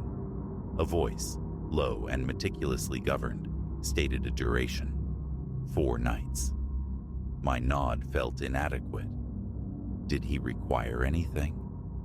A single silent shake of the head. Awkwardness thickened the air. I fumbled through Wi-Fi details, the lock mechanism. A murmured acknowledgement was his only reply.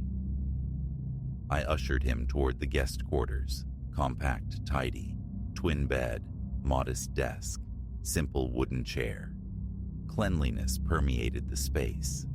I watched him deposit the satchel onto the desk, his eyes performing a swift cursory sweep. Still nameless. "Signal if you need assistance," I offered, retreating into the hall. A pause lingered there. I anticipated the rustle of settling in, the scrape of a drawer, a cough even. Nothing. Absolute stillness radiated from behind the closed door. Odd. Tenants usually unpacked, inquired about local eateries. Not this one. Dinner hour arrived, marked only by the continued silence from the guest room. Not a creak, not a whisper. The door remained an impassive barrier. Intrusiveness felt wrong, so I refrained from knocking.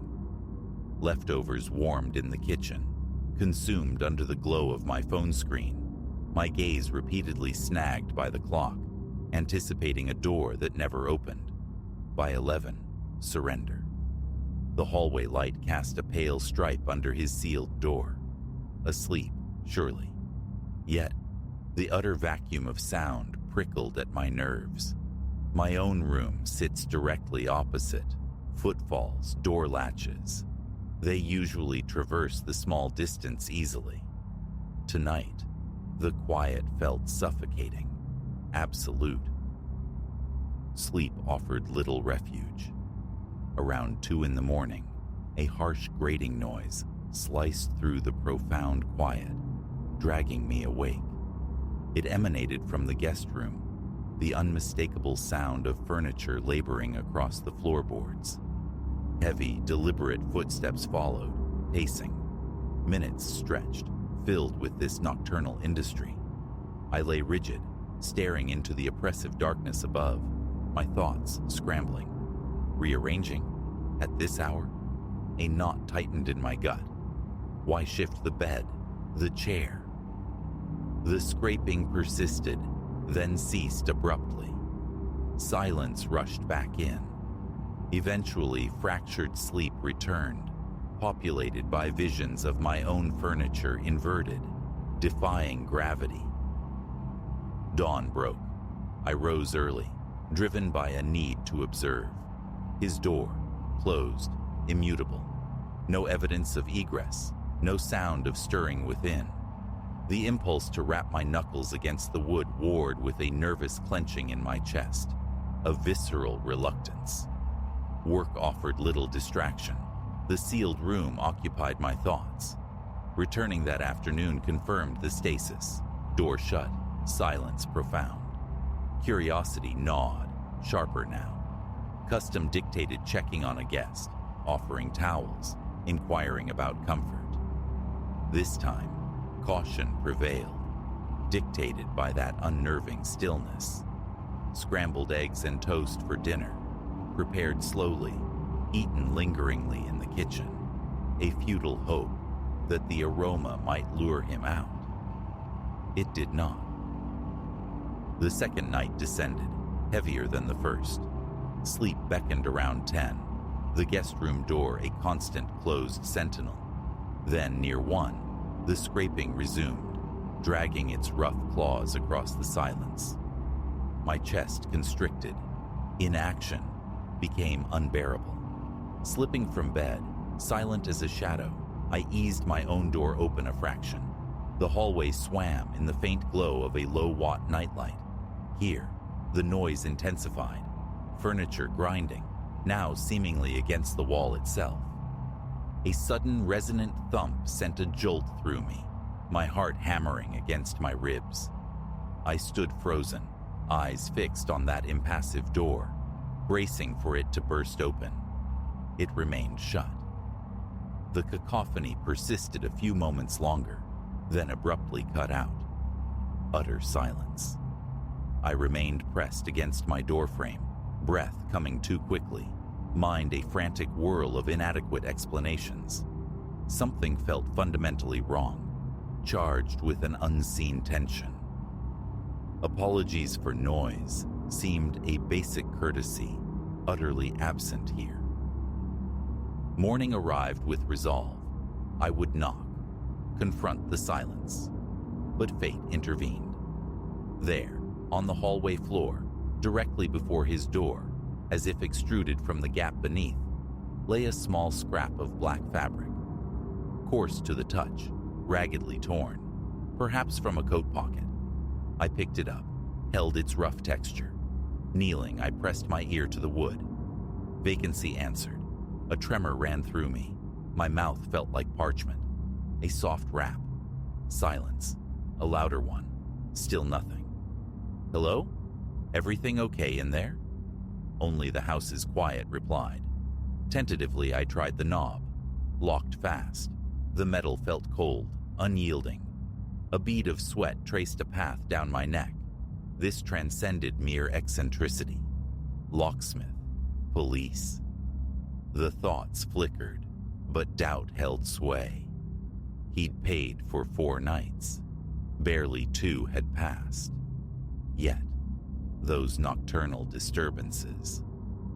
One more day, I decided. Just one. The workday was a blur of unfocused anxiety. My supervisor noted my distraction. I mumbled about a headache. Home offered no change. The door remained locked, the scrap of cloth untouched on the kitchen counter where I'd left it. No evidence of him emerging for any reason. Dinner was a vigil, my gaze tethered to the hallway. Exhaustion claimed me on the sofa around 9:30, the television droning unnoticed. Later, deep in the night, I jolted awake.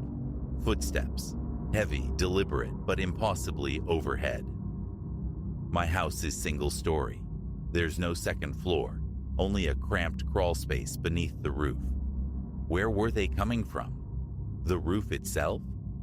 My heart began a frantic drumming against my ribs. Killing the TV's noise, I strained to listen. The steps ceased. A chilling stillness descended. With forced resolve, I retreated to my bedroom, leaving the hall light burning, a flimsy shield against the encroaching dark. For the first time ever in this house, I turned the lock on my own bedroom door. Fully clothed, I lay atop the covers, every nerve ending alight, listening to the house breathe around me until a fragile sleep finally took hold. Abruptly, consciousness returned, ripped from sleep by a sound that turned my blood to ice. The distinct turning of my bedroom doorknob, a soft click as the lock disengaged. Then, the agonizingly slow groan of hinges as the door began to swing inward. My heart detonated in my chest. Breath hitched in my throat. Vision swam in the dimness, pierced only by the weak luminescence spilling from the hall. Inch by agonizing inch, the door opened, revealing a dark form silhouetted against the light. Paralysis seized me. My hands clenched the bedsheets, a glacial coldness seeping through me. Slow, heavy footfalls sounded on my floor. Closer. Then breathing, ragged, deep, like lungs laboring after exertion. Fear constricted my chest, yet my eyes remained fixed on the encroaching shape. Who's there? The whisper emerged, thin and trembling. No reply, only the harsh cadence of that respiration. The fine hairs on my arms prickled upright. Every instinct screamed, move, fight. But terror held me pinned. My hand fumbled towards the nightstand, seeking my phone, fingers clumsy with adrenaline. I jabbed at the screen, activating the flashlight. Its beam slashed across the room, illuminating for a stark second a tall, broad-shouldered silhouette draped in a coat. The figure recoiled sharply, as if startled by the light. Footsteps beat a hasty retreat. The door slammed shut, the sound echoing in the sudden silence. I lay there, vibrating, the phone's light still cutting a swathe through the darkness held in my trembling hand. It had to be him, the guest. But how? How had he bypassed his own locked door, then mine? My thoughts fractured, spinning uselessly. Scrambling up, I flicked on the overhead light, flooding the room with harsh clarity, and lunged for the door. The hallway stretched empty before me, and the guest room door closed, exactly as before. As I watched, I heard it, a faint, almost imperceptible click from behind it. My hand reached out, twisted the knob, locked, solidly locked again. Cold sweat slicked my skin. My own breathing sounded unnaturally loud in my ears. Sleep was now an impossibility. I spent the remaining hours until dawn fully illuminated, staring at my locked door, every shadow a potential threat, every creak a prelude to return. Morning light brought exhaustion, but also a sliver of relief. Resolve hardened with the daylight. This ended now. Privacy be damned. Around 7, I hammered on the guest room door, my voice tight with adrenaline. "Hey, I need to speak with you immediately." Silence. Again, louder. Nothing. I called a locksmith, offering the simple explanation of being locked out of a room in my own house. An hour later, a compact older man in a nondescript uniform arrived. I offered no context, just the problem. A few deft movements with his tools, a metallic click, and the door swung inward. My stomach lurched. The room was vacant, utterly empty of human presence, yet profoundly disturbed. The bed was jammed into a far corner, the desk overturned, the chair lying prone. His small dresser sat bizarrely in the center of the floor. Deep gouges scarred the wooden planks, evidence of the nocturnal dragging. On the bed lay the satchel he'd arrived with, open and empty. Not a single item remained within. Where was he? How? The window remained securely fastened from the inside. No breach, no escape route visible. The locksmith shot me a bewildered glance before accepting his payment and departing, wisely unburdened by questions. I moved through the violated space, a trespasser in my own home. Under the bed, behind the displaced dresser, inside the closet, nothing, no person. The method of his departure remained an utter enigma. My hands, I noticed, were trembling. Relief warred with profound confusion. How does someone simply vanish from a locked room? Then, my eyes caught them. Faint scratch marks marring the paint near the closet door handle, as if someone had clawed at it, perhaps from within. I pulled it open.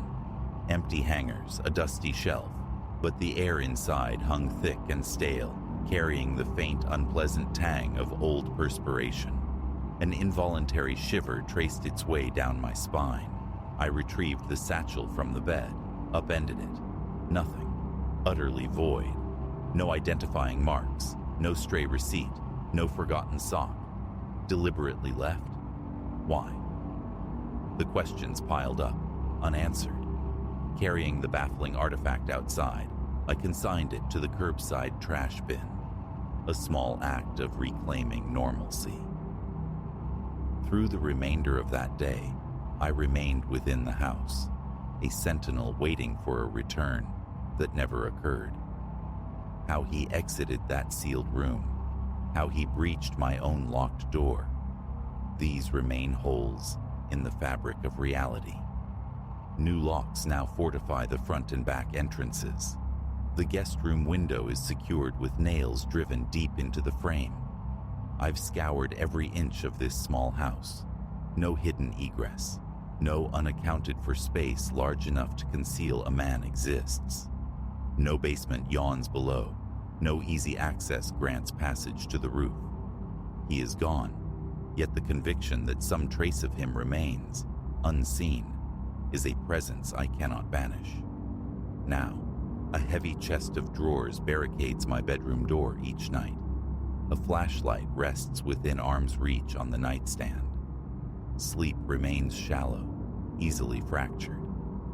Every settling groan of the old house snaps my eyes open, heart kicking into frantic rhythm. Time has passed. The guest room remains unrented, a silent testament. Occasionally, in the deepest hours, phantom acoustics trick my ears. The drag of unseen weight, the echo of a heavy tread in the hall. I leap up, flashlight beam cutting the dark, always finding emptiness. But the memory, sharp and visceral, endures. The slow turn of the knob, the hinge's drawn-out complaint, the sound of labored breathing in the dark. Sometimes, when the house is utterly still, I feel it again, a cold breath on the nape of my neck. Who he was, his purpose here, the mechanics of his spectral movements, his utter facelessness, all remain impenetrable mysteries. This house, once my refuge, my small anchor in the world, feels altered. It holds an echo, a resonance of something that arrived, disturbed the foundations, and vanished, leaving only ripples of unease. Every night, the locks are checked, the chair wedged tight beneath my doorknob. Because the thought of waking once more to that heavy, deliberate tread is a terror I refuse to entertain again.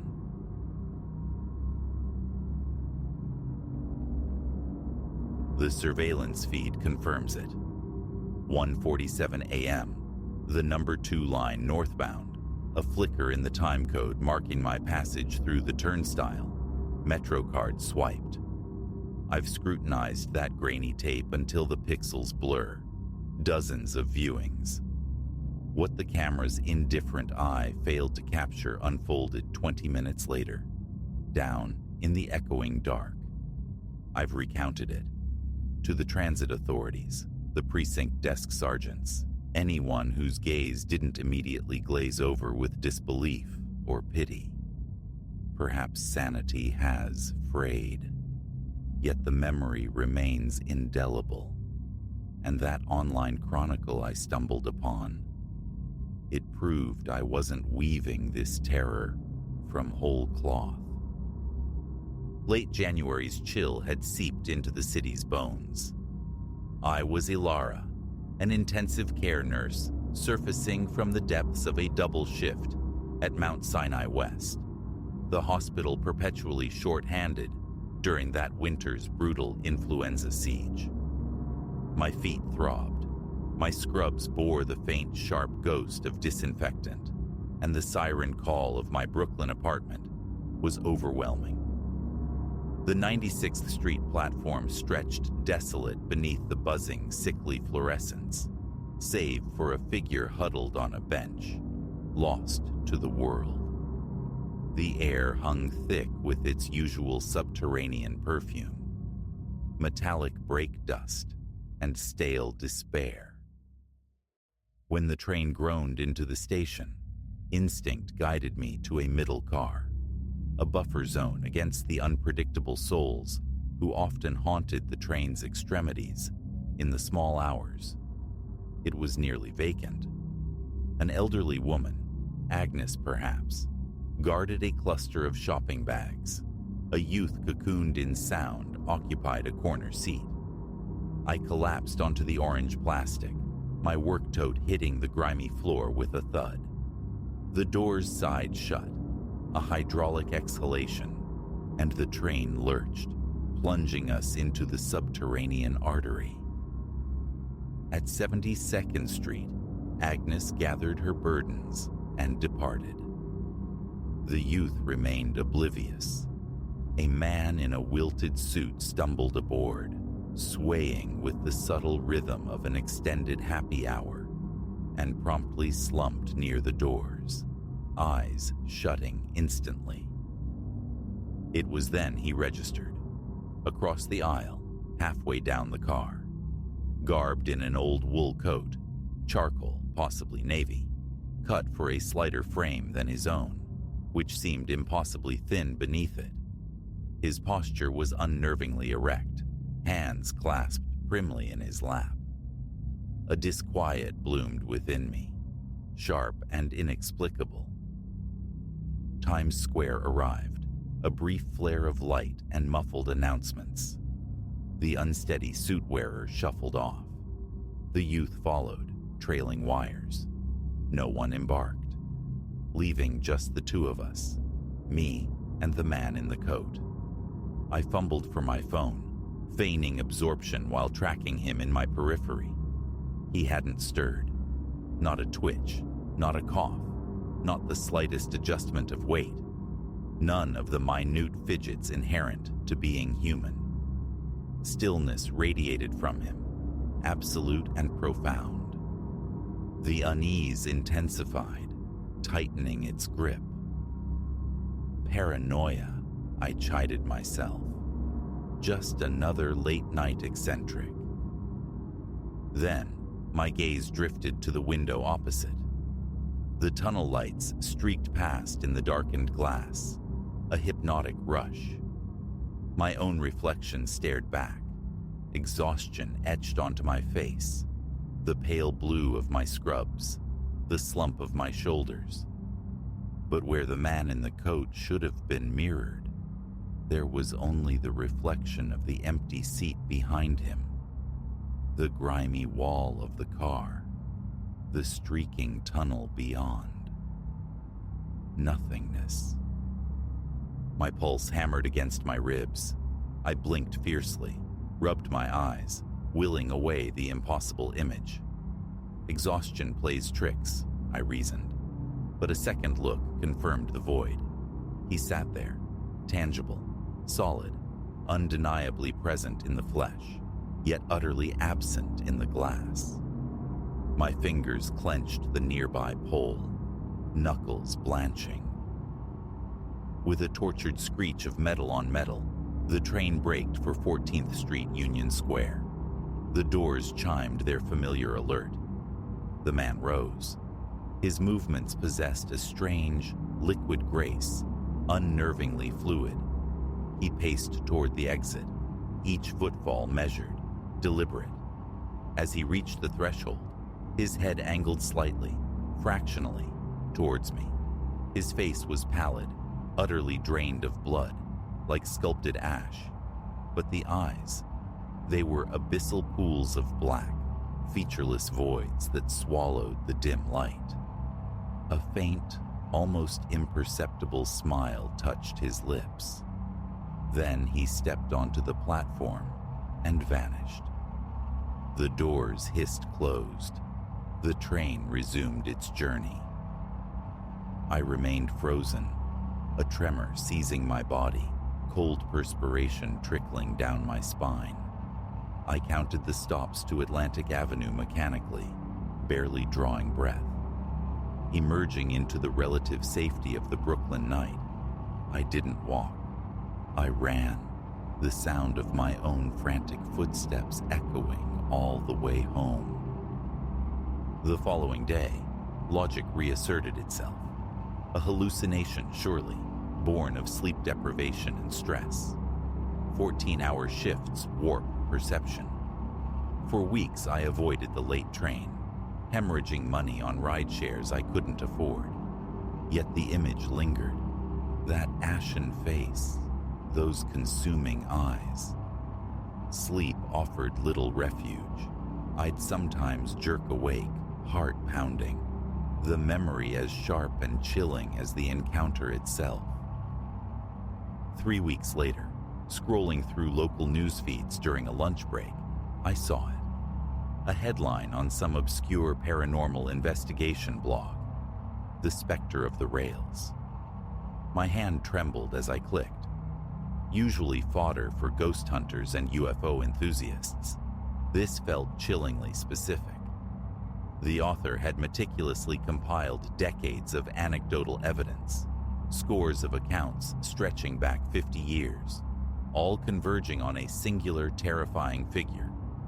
A man in an antiquated coat, materializing on late-night subway lines. No reflection. Eyes like pitch. That same unsettling half-smile. My coffee grew cold as I devoured every word. The earliest testimony dated back to 1973. A waitress riding the A train home described his preternatural movements, his bloodless visage. In 1986, a cabbie reported him on the 7 train at 3 a.m. Reports peppered the 90s and 2000s, each echoing the core details with unnerving consistency. But the final paragraphs turned my blood to ice. The blogger, delving into dusty transit archives, had unearthed a name: Silas Thorne, a subway conductor in 1957. On February 12th of that year, Thorne was discovered deceased in his train car at the conclusion of his late shift. Officially, a heart attack. Unofficially, witnesses recalled him arguing heatedly with a passenger shortly before his death. A passenger described as wearing a dark wool coat, never identified. Driven by a morbid compulsion, I plunged into deeper research, trawling digitized newspaper archives. Silas Thorne wasn't an isolated incident. Others surfaced. Passengers, MTA workers, found lifeless in deserted cars or on lonely platforms, often following sightings of a man matching the spectral description. I began compiling a chronology, charting the appearances. Patterns emerged. The prime hours were between 1 and 4 a.m., typically when cars were sparsely populated, always on local routes, never express. Certain stations recurred like grim landmarks: Union Square, 96th Street, Atlantic Avenue. Armed with printouts, I approached the police again. They listened with strained patience before suggesting counseling for occupational stress. Transit officials offered even less solace, though one weary night shift guard conceded, sotto voce, that stories circulated among the crews, refusing to elaborate. I tried contacting individuals who'd shared their encounters online. Silence met most inquiries. The few who replied were evasive, reluctant.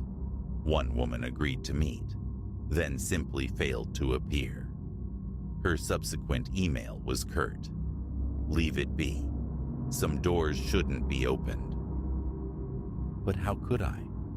The visions were relentless. The face, the eyes, that awful knowing smile. I resumed riding the late trains, a desperate hunter seeking validation. proof against my own encroaching fear of madness. Weeks passed uneventfully, just the usual procession of empty cars and bone-weary commuters. Doubt gnawed at me. Perhaps it was hallucination. Perhaps I was imposing a narrative onto unrelated tragedies. Then, last Tuesday, the 2 train downtown, nearing 2 a.m., an older gentleman disembarked at 72nd, leaving me the sole occupant. As the doors sealed the car, I felt it, that palpable shift in the atmosphere, a heavy, expectant stillness. He was there, same seat as before, same coat, same rigid stillness, same horrifying absence in the window's reflection. This time, adrenaline surged. My phone came out, camera app launched. My hands shook violently, blurring the screen. He turned his head towards me, a slow, deliberate rotation. Those black voids locked onto my eyes. The smile stretched, wider now, revealing teeth unnaturally white, unnervingly sharp. In that instant, my phone screen went dark, dead, despite showing an 80% charge moments before. The overhead lights flickered, sputtered, then stabilized. When they did, he was standing. I fled. No thought of waiting for the next stop. I scrambled through the connecting door into the adjacent car, gasping, heart exploding against my ribs. A pair of teenagers startled at my abrupt entrance. When the train halted at the next station, I peered back through the grimy window between the cars. He was gone. My phone flickered back to life, nonchalant, as if nothing had occurred. That was 3 nights ago. Sleep has become a fraught territory. I see the eyes in the darkness behind my eyelids, the curve of that smile, and other anomalies have begun. Lights in my apartment stutter without cause. Small objects migrate from where I distinctly remember placing them. Last night, I awoke to find damp footprints, faint but undeniable, leading from my locked front door towards my bedroom. The kind of tracks wet shoes might leave after traversing subway puddles. I'm documenting this, broadcasting it however I can, because ignorance is a luxury no one riding these rails late at night can afford. Be warned. If you find yourself on the subway in the dead hours, and you sense that peculiar weight descend upon the air, that unnatural quiet, do not look for its source. Do not try to capture it on your phone. Disembark at the very next station. Destination irrelevant. I'm posting this wherever they haven't yet blocked me. Skeptics dismiss it as fabrication, delusion, an attempt to spawn another urban legend. But my experience was real, and I know, with chilling certainty, that he saw me recognize him. The most terrifying realization isn't the encounters themselves. It struck me this morning, sifting through more archived reports. In nearly every documented fatality linked to sightings of him, the victim had tried to sound an alarm beforehand. They'd posted online, contacted authorities, kept meticulous records, precisely as I am doing now. I write this from a coffee shop near Union Square, nursing a lukewarm drink as closing time approaches. Soon, I will have no choice but to descend once more into the tunnels, to catch the train home. The last train. A certainty settles deep in my marrow. He will be there, waiting. And I fear this time, his parting gesture won't be a mere smile before melting away. So, if this message reaches you, heed the warning. If you ride the late train, and that chilling stillness descends, don't look up. Don't meet his gaze. Pray the next platform arrives swiftly, and whatever you value, do not ride the last train alone.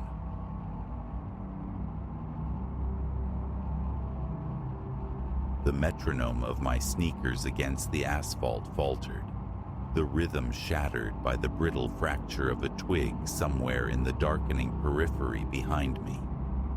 One stride hung suspended, breath catching high in my chest. This park, usually an urban exhale, a pocket of peace amid the city's clamor, suddenly breathed menace in the bruised twilight. A glance, quick and electric over my shoulder, snagged on a silhouette melting behind the broad trunk of an oak. Just like that, my habitual evening run twisted into something predatory. A chase where I was no longer the pursuer of distance, but the pursued. My name is Ilara. Never did I imagine this devotion to the simple act of running, the burn in the lungs, the pavement blurring beneath swift feet, would plunge me into the abyss of a single terror-etched night. Running has always been my anchor. There's a liberation in the cadence, the steady pull and release of air, the world outside the immediate path dissolving into soft focus. It's solace, it's clarity after the long attrition of office hours. This particular stretch of green, nestled in the city's concrete heart, had become my sanctuary since my arrival 3 years prior. Its arteries, the winding paths, were as familiar as my own skin, from the thronged entrances to the deep, hushed veins within. Evenings usually found me tracing the well-lit, peopled routes, but today's weight pressed heavier. I craved the park's secluded core, its profound quiet, a choice seeded in weariness, soon to blossom into regret. Amber light bled across the lawns as I entered, the sun's descent painting the world in long, skeletal shadows. The usual tapestry of runners, strollers, and late-day wanderers was unraveling, threads pulling back towards home. I drank in the stillness, the cool kiss of the air, and turned onto my chosen trail. Perhaps 2 miles dissolved behind me when the wrongness began. A prickle, subtle at first, like static lifting the fine hairs at my nape. The unmistakable sense of unseen eyes. Paranoia, I chided myself, shaking it off. But then, rounding a curve veiled in deepening shade, I heard them. Footfalls, ghosting my own tempo, yet distinctly separate. My pace instinctively surged, seeking distance, seeking emptiness behind me. The other footsteps matched, quickened. My heart hammered, a frantic drum against my ribs, unrelated now to exertion. Risking another look, a fleeting turn of the head, I registered a shape 50 yards back, mirroring my speed. And then came that definitive snap, the sound that tore through denial and confirmed the fear coiling in my gut. This wasn't coincidence, not just another runner sharing the path. I was being hunted. Panic flared, stark and cold, illuminating my vulnerability. Alone. Deep within the park's embrace as dusk bled into night. No witness, no one near enough to hear a cry for help. Fragments of a self-defense course surfaced, keys fisted, vulnerable points. The counterintuitive wisdom of shouting, "Fire." But theory dissolved against the immediate threat, the assumption of proximity I didn't dare allow. I broke from the path, plunging into the denser weave of trees, hoping the undergrowth would swallow me, hide me. Branches lashed, unseen whips against my face. My lungs screamed for air as I demanded more from my body than ever before. Behind me, the rustling pursuit, the closing gap. He was gaining. His stride, longer, surer, devoured the space between us. Desperation pivoted my strategy. No deeper into the woods, instead, a sharp turn, angling back towards the park's more frequented arteries. Light, people, safety, if I could just reach them. But he anticipated. As I burst from the tree line onto a wider graveled way, he materialized, a dark sentinel barring my passage. The last vestiges of daylight sketched him now, tall, lean, clad entirely in black. A mask erased his features, leaving only the eyes. And it was the eyes that stopped my breath. Glacial, predatory, lit with a hunger that turned my veins to ice. "Nowhere to run now, little rabbit," his voice rasped, a low growl that vibrated down my spine. I retreated, stumbling backward, gaze flicking, searching, a weapon, an escape, trapped. Him before me, a steep, eroded bank plunging to a hidden creek behind. A heartbeat's calculation, then action. I turned, half running, half sliding down the treacherous slope. Reckless, perilous, my only gamble. A curse snapped in the air above as he followed. The creek water shocked, shallow but swift, an icy jolt that paradoxically fueled me, igniting pure survival instinct. I clawed my way up the opposing bank, mud sucking at my feet, sodden clothes a sudden heavy shroud. Blind flight now, direction irrelevant, only distance mattered. The park became a labyrinth of shadow and suggestion. Every stirred leaf, every fractured twig, a fresh spike of terror. Time lost meaning. Minutes stretched into an eternity of burning lungs and trembling thighs. Yet fear was a relentless engine. Stopping meant yielding, meant the end. Then ahead, a beacon, lights, the park's edge, bleeding into the city grid. Salvation, tangible, just yards away. I surged, ignoring the fire in my muscles, the sharp stitch tearing at my side. My foot snagged. An exposed root, treacherous in the gloom, sent me crashing down. Pain lanced through my ankle, not broken but twisted, useless. I struggled, tried to rise, heard him approach, his breathing heavy but controlled. He hadn't exhausted himself. He'd been pacing me, a cruel game. His shadow fell across me. I squeezed my eyes shut, bracing for the inevitable. But another sound sliced through the darkness. Voices, laughter, conversation, drifting from the street as a group ambled into the park's entrance nearby. My pursuer froze, his masked face flicking between me, prone and helpless, and the approaching sounds. That hesitation was my chance. Drawing on reserves I didn't know I possessed, I screamed. A raw, primal tearing sound, born of terror and agony, echoing the ordeal of the last hour. The voices halted. Shouts of alarm followed, the thud of running feet growing louder. My hunter spat another curse, then dissolved back into the dense blackness of the trees. The aftermath arrived in flashes, strobing lights, the calm efficiency of paramedics, questions I could barely process, let alone answer coherently. The hospital's sterile quiet, treatment for exhaustion, dehydration, the angry throb of my sprained ankle.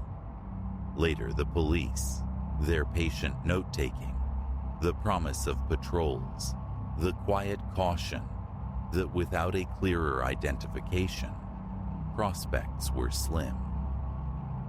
In the days, the weeks that bled together afterward, I wrestled with the trauma's ghost.